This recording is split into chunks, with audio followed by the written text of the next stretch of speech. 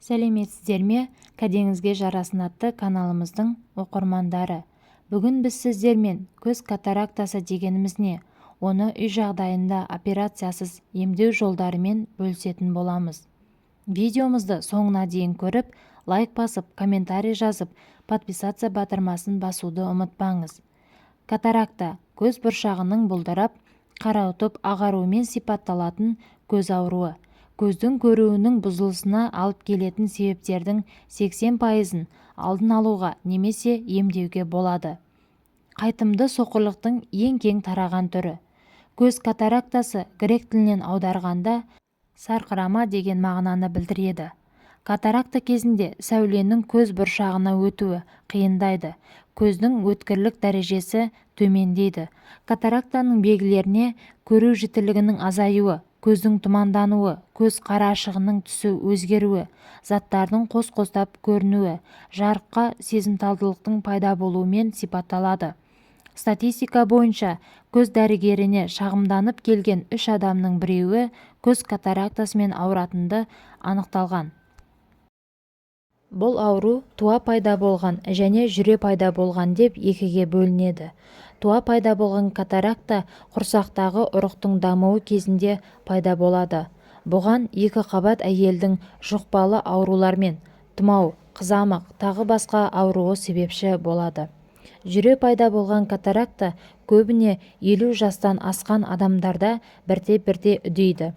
Бұған қант диабеті, яғни қандағы қанттың көбеюі көздің 2 есе жылдам төмендеуіне әкеледі.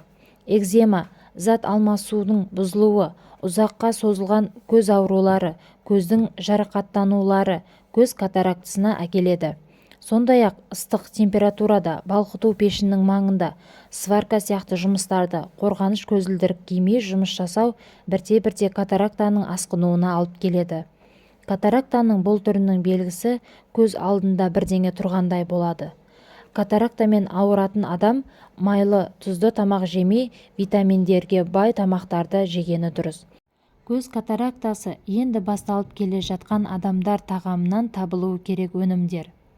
Үй айранына жидек қосылып дайындалған коктейлді күнделікті ішкен жөн. Жидектердің барлық түрі жарайды. Жидектердің құрамында катарактаның дамуын баяулатуға әсер ететін антоциан заты көптеп кездеседі. Үй жағдайында катарактаның дамуын баяулататын екінші өнім үй жұмыртқасын жеу. Әсіресе жұмыртқаның сары уызының құрамында каротиноид заты көптеп кездеседі. Ескере кететін жайт, жұмыртқаның дайындаған уақытта жұмыртқа сары уызы сұйық күйінде қалу қажет. Көз катарактасы глаукома, трахомада зрене төмендеуінде көмектесетін бірнеше тәсілдерді атап өтеміз. Ең пайдалы, ең көп көмектескен бірінші тәсіл көз катарактасын емдеуде пияз согын алып, табиғи балмен 1:1 пропорцияда араластырып, күніне 2 мезгіл 2 тамшыдан тамызу қажет. Көз қызаруы, ашуы қалыпты жағдай болып келеді. Бұл әрекетті сіздер 10 күнге дейін немесе 10 күн демалып қайтадан 10 күн жасап, жақсы болғанға дейін жалғастыру қажет. Екінші, балық майын өзін ғана немесе табиғи балмен араластырып, күніне 2 рет 2 тамшыдан тамызу қажет. Балық майы көз катарактасын кетіріп қана қоймай, сонымен қатар көздің көру жіттілігін де жақсартады. Үшінші тәсіл, зәйтүн майын дәл осылай көзге тамызу қажет. Сонымен қатар сәбіз согын ішу керек. Қанша көп ішсеңіз де зияны жоқ. Күніне жарты 1 литрге дейін ішуге болады.